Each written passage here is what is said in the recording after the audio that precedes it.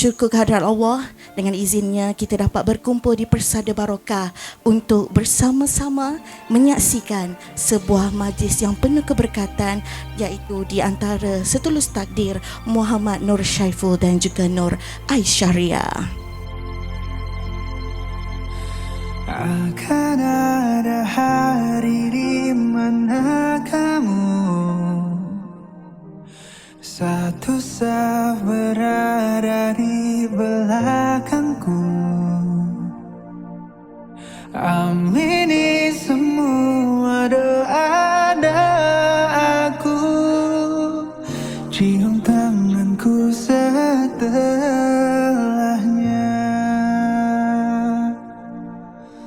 Tiada riasan paling sempurna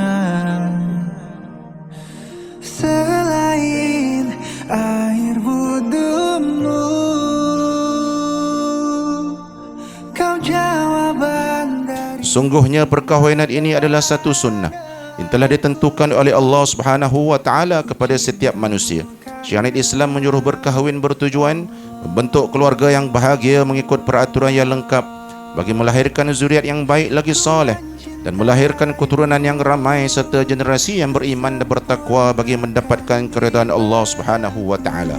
Kau anugerah kesucian dalam dirimu, berdua kita jalin kasih, memohon ridhonya, bahagia sampai surga. Muhammad Nur Syaiful bin Muhammad Nur Sam. Saya Aku nikahkan akan dikau dengan anakku Nur Aisyariah binti Zulkifli dengan mas kahwinnya sebanyak RM100 tunai.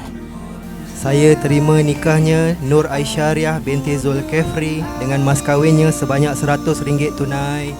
Kau jawaban dari semua doa-doaku, ku cintamu karena Allah.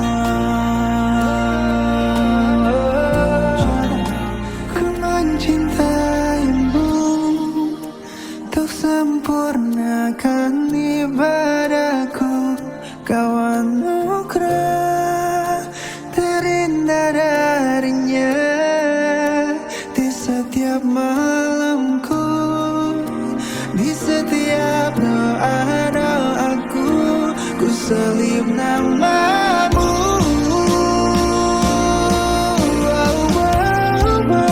Senyuman untukku menjadi pahala untukmu, kan ku jaga kesucian dalam dirimu, berdua kita jalin kasih, memohon ridhonya, bahagia sampai surga.